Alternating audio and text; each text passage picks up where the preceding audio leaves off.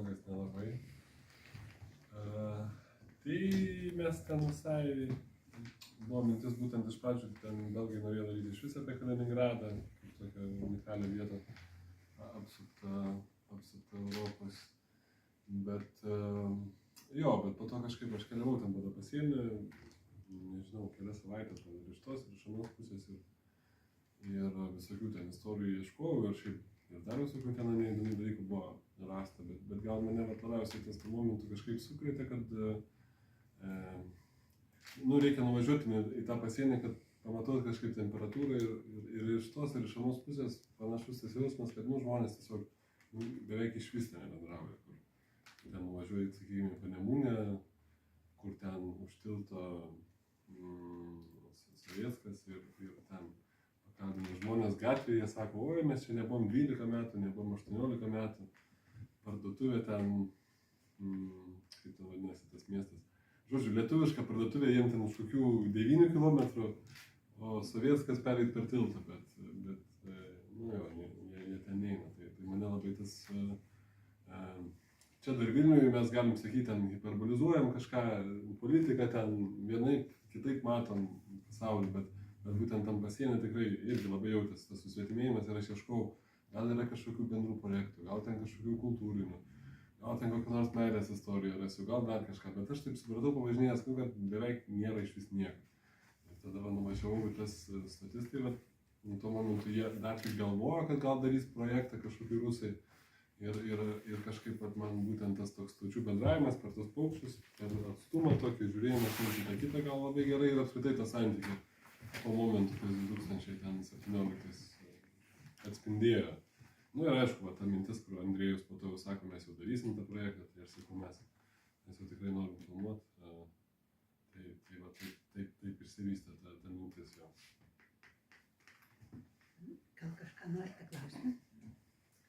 Norėjau jūs paklausti, kaip jūsų paties požiūris pasikeitė ir ar keitėsi prasidėjus karui? Nežinau, gal ta tokia pirma emocinė banga, tai ar nelabai stipri, bet irgi dabar jau šiek tiek laiko ar nepraėjo, tai kažkaip žiūriu tą filmą ir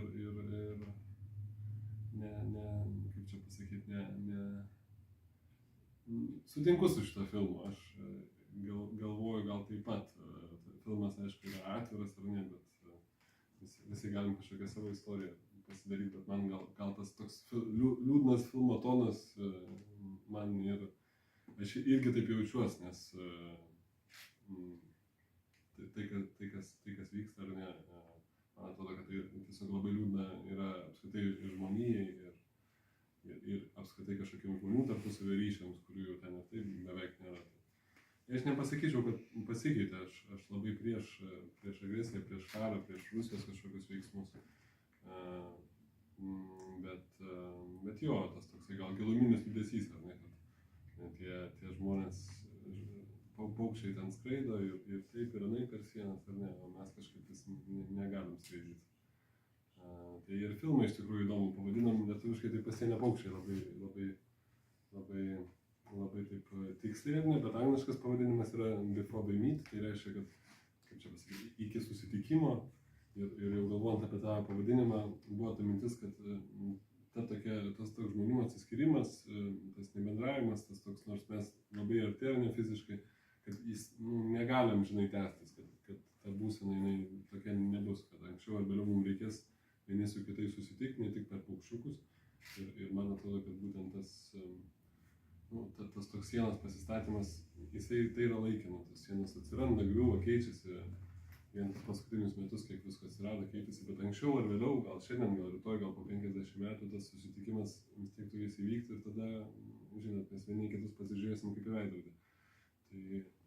Tai nežinau, mano tokias mintis kažkaip, gal ta gamta leidžia dar šiek tiek suvokti daugiau per amžinybę tos kažkokius mūsų tos politinius kažkokius tokius momentinius sprendimus. Tai buvo tokia ir mintis gal šiek tiek pasižiūrėti per tokį ilgesnį laiko tarpą. Techniškai kas sunkiausia buvo, nes Kristina tai gražiai, iš tikrųjų, taip, bent jau tos bendrus planus, labai buvo gražu. Kas sunkiausia techniškai? Nu, ten ilgai visai ieškojom, kaip ten su tam ilgais tais objektyvais ten parodyti, nes tas atstumas tarp lietuvių ir rusais toks ten apie 25 gal kilometrai tarp tų dviejų stočių. Tai tu ten beveik gali matyti tą, iš vibračių beveik matosi ten ventės stulpų kažkoks gabaliukas. Tai mes ten visai ieškojom, kaip čia tą atstumą sukurt per tas lęšius ten, kažkiek tai gavosi gal. Gal jo, 20 km tokį kadrą sunku labai padaryti, kad kažkas matytųsi ir kad jis būtų įdomus žiūrėti, aišku. Tai, o šiaip tai daug čia tokių visokių problemų buvo. Vienas dalykas, kad vis tiek reikia važiuoti nuolat per tą sieną, ten važiuoja. Aš ten pradžioje iš vis įsivaizduodavau, kad mūsų ten nelabai kas norėtų įleisti, jeigu mes sakytumėm, kad mes važiuojam dokumentinį filmą filmuoti, tai mes sakytumėm, kad mes važiuojam ten įrašinėti paukščiukų garsų ir ten fotografuoti paukščiukų, toks labai geras darbai buvo, kad kiltų mažiau kažkokių klausimų. Ir šiaip, kad technikas iš tikrųjų negali nusivežti tokios geros technikos, nes turi ten palikti kažkokį užstatą muitinį, ten kažkiek 1000 eurų, ten, bet ten grįžtant atgal, bet ten taip pavažinėti su visom tom procedūrom pasidaro beveik nebeįmanoma. Mes ten stengdavomės atrodyti kuo labiau mėgėjiški. Ir iš tikrųjų ir tam pačiam Kaliningrade stengiamės kuo mažiau iš tos stoties lyst, nes ta teritorija vis tiek yra tokia ypatinga. Šalia ten už praktiškai kokių kelių šimtų metrų beveik artimiausias objektas buvo tas karinis radaras, ten kaip ir tokia karinė bazė, nu ir apskritai Kaliningrade ten, kur dursi pirštą, ten kažkokia karinė bazė. Tai tokia ta vieta, jinai man nėra, kad labai aš turiu kažkokią didelę nostalgiją tam Kaliningradui, jinai tokia su savo svoriu. Ir aišku, tas gal man šiaip gal sunkiausia tai buvo tie tokie, tas kažkokius žmogiškus santykius palaikyti, nes šiaip ta kompanija staty, jie tokie visai, nu gerai, tokia šarminga, ten tie mokslininkai daugiausiai suvažiavę iš Peterburgo ir iš Maskvos, tai tais vienintelis Andrėjus yra kaliningradietis, tai jie tenais, nu, smagi visai kompanija, yra ten aišku visokių, yra ten tokių liberalų, yra tokių, sužinojau, kad egzistuoja tokios politinės pažiūros kaip imperialistas. Nebuvau susidūręs savo gyvenime. Bet jo, smagus visai žmonės, bet kažkaip vis tiek tas faktas, gal, kad mes atvažiuojame iš tos Lietuvos su tom kamerom, kažkur, man atrodo, pasąmoniai labai veikia ir Andrėjui buvo tokia įtampa, nes jisai, kaip čia pasakyti, jis dirba valstybinį darbą iš esmės. Ir kažką labai ten atvirai pasakyti, ką tu galvoji, to padaryti jis negali, bet jis labai lyg ir norėtų, bet jis negali. Ir tie mūsų atvažiavimai, jam tapo tokia frustracijos šaltiniu, kur jis norėtų kažką drąsiai imti ir pasakyti, bet tuo pačiu, dabar, pavyzdžiui, stoties direktorius tapo tai. Nu, tai jam buvo labai sudėtinga, man atrodo, kažkaip, gal net ne kiek mumim pasitikėti, bet kiek apskritai, kaip pačiam suras kažkokį tą santykį su tuo, kas čia vyksta. Aš labai įdomiai, kad rodoma paukščiukai, o jie žiūri per televizorių tą paradą. Ar čia specialiai taip, ar toks Tai jie žiūri tiesiog priešinimas toksai? Jie žiūri per televizorių tą paradą, ten Andrėjus nežiūri, bet yra ten keli, kur žiūri, ten šventė, nu jo, ir miestelį ir visur, tai čia jau taip jau vyko. O ta frazė buvo, kai buvo tas reportažas, kai Lietuva stato kinų sieną ir ta frazė nuskambėjo, kad aš jų vietoj dar aukštesnę statyčiau. Tai čia, kaip sako, irgi dviprasmiška, ar nuo jų, ar nuo mūsų jie apsisaugot, ar mum nuo jų apsisaugot turėtų Lietuvai statyti dvigubą. Nu jo, bet matot, Andrėjus vis teisingai pasakė, dabar norėtus, kad jau ta siena būtų dar aukštesnė. Bet jo, man čia ir buvo įdomiausia, matot, mes kai filmavom tą filmą, man atrodo, kad mes vis tiek taip gal daugiau žaidžiam. Tos mūsų įtampos su ta Rusija, vis tiek jos daugiau tokias iš praeities. Ir visas tas kažkokios metaforos, dar kažkas. Man to momentu, kai mes kūrėm tą filmą, atrodė labiau, kad mes žaidžiam tokį žaidimą su kažkokiais žmonių stereotipais, su kažkokiam visuomeniai nusistovėjusiam normom. Jis tarsi ir tampa tokiu įtampos šaltiniu, ar ne, tai kolaboracijai, bet jis toks vis tiek kažkur kažkur daugiau pasąmonė. Bet vat, ir dabar aišku, kai prasidėjo karas, tai aš supratau, kad, kaip čia pasakyti, tas mūsų filmas, jis buvo tuo metu išmintingesnis už mane patį, nes iš tikrųjų tai nebuvo kažkoks dramaturginis žaidimas, bet kad tam pasirodo buvo visai realus pagrindas. Ir prisimenu, net čia, žinai, kai buvo nepatogiam kine premjera, ten žmonės juokėsi, tai iš tų žmonių, kur žiūri per žiūronus, čia Rusai nepuola, NATO, visiems buvo labai juokinga. Dabar po vasario 24-osios kažkaip žiūrėdami šitą žmonės nebesijuokia. Tai man ir pačiam toks labai įdomus lūžis, gal pirmą kartą taip susidūriau, kad filmas kažkaip, visiškai savo kažkokiu keliu nueina. Ir net beveik daugiau į priekį mato. Ir mes, kai visus tos 6 filmus kūrėm atskirai, vieni kitų nežiūrėjom. Ir tada būtent spalio mėnesį buvo tas premjeras ir aš kažkaip pirmą kartą pažiūrėjau visas tas 6 dalis apskritai, kaip kiti tie režisieriai matė tos Europos pasienius.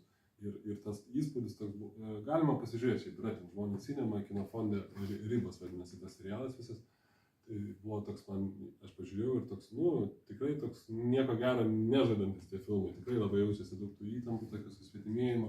Čia ar Lietuvoje, su Kaliningrado, ar kur nors ten Balkanuose, tarp Kroatijos, Slovenijos. Bet visur tas toks, žinai, kad žmonės, taip žiūri vieni kitus su tokiu kažkokia tai baime, nerimu. Tai labai daug to buvo ir aš galvoju, gal mes čia prisigalvojom, režisieriai, gal čia mes kažkaip dramatizuojam įvykius, menas linkęs dažnai dramatizuoti, bet kažkaip visgi pasirodo, kad gal ir ne, kad ta įtampa visgi rado kažkokį būdą prasiveržti, dar aišku, Covidas pridėjo labai daug ir jinai prasiveržė ir dabar turim karą Europai, ko neturėjom tiek metų. Tai toks visai įdomus šitas projektas tuo, kad kažkokia tai visuomenė, kaip čia pasakyti, šiek tiek tokia visuomenės antropologija, kuri taip visai greit dar sureagavo, ne po kiek tai metų, kad atrodo, tuo momentu mes jau visai kažkaip kūrėjai jau turėjom tą nuojautą. Ir iš tikrųjų labai įdomu, nes kad ir su ta pergalės dienos kadrais, tai aš vis tiek pasižiūriu, ką mano kolegos kuria, ten nuvažiuoju kažkokį festivalį, pasižiūriu filmus, tai aš būtent prieš tą karą, tais metais buvo gal kokie 5 filmai, kur Putinas šneka per televizorių, važiuoja tas raketas. Skirtingose filmuose, ten skirtingi kadrai, bet tas motyvas, jisai toks labai, ne viena mano darbe, bet ir daug visai žmonių šitą pagavo. Tai įdomu iš tikrųjų, kaip ir tas iš to, ką žmonės kuria dabar, mene, tu jau gali pasakyti, tam tikrą prasme, galbūt kas bus ateityje. Kažkaip ten taip viskas susidėlioja, jo, mes ten įsijautrinam ir kažkokių prigaudom dažnių.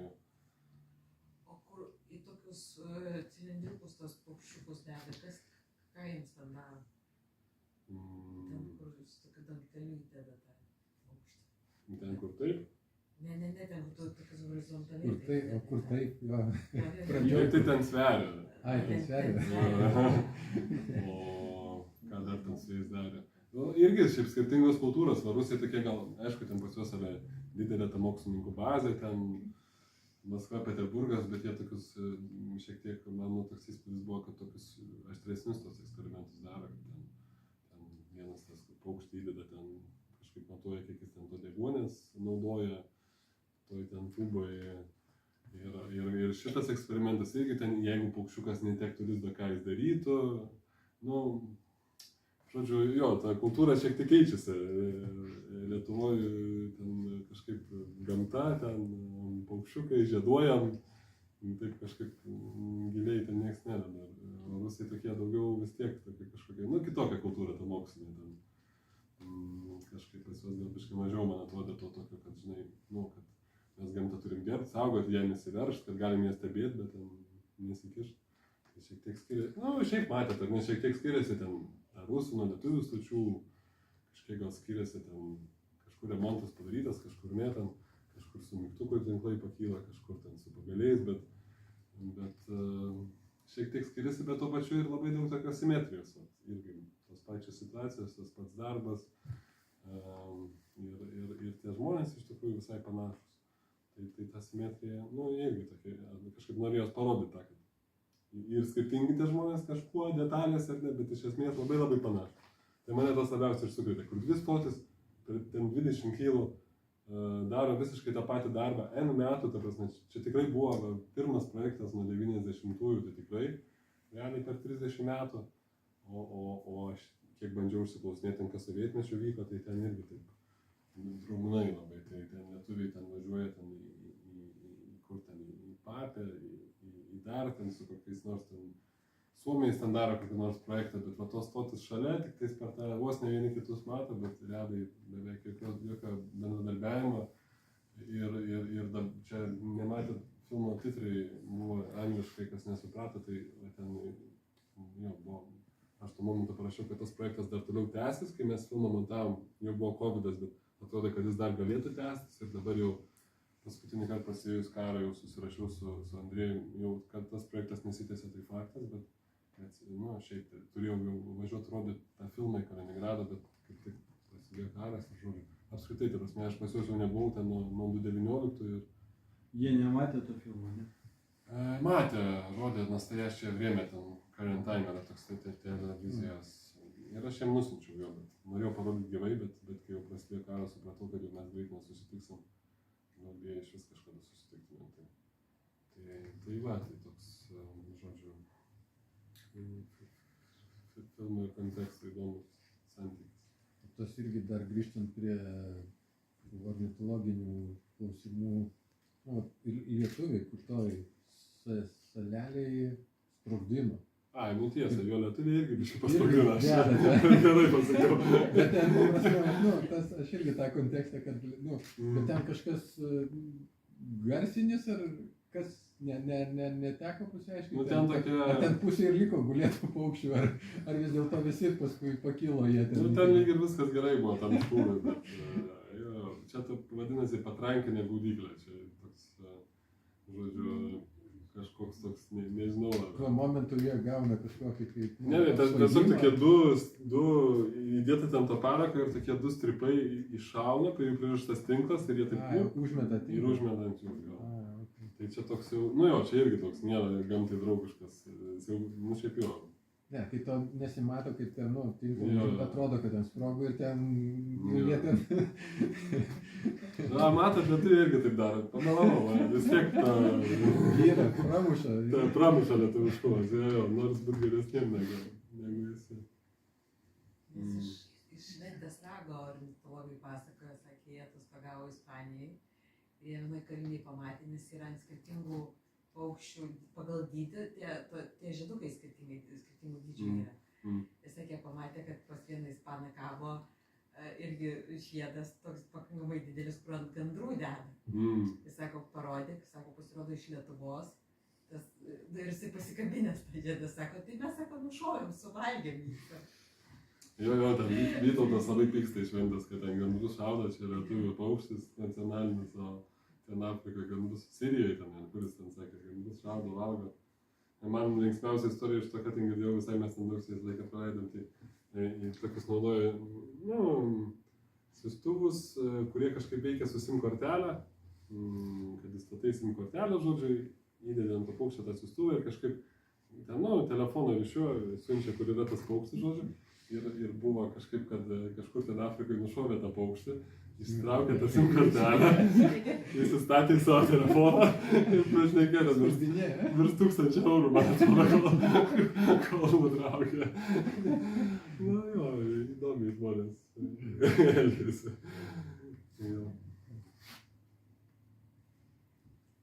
Nėra klausimų dabar? Tai ačiū labai, Vytautai. Ačiū.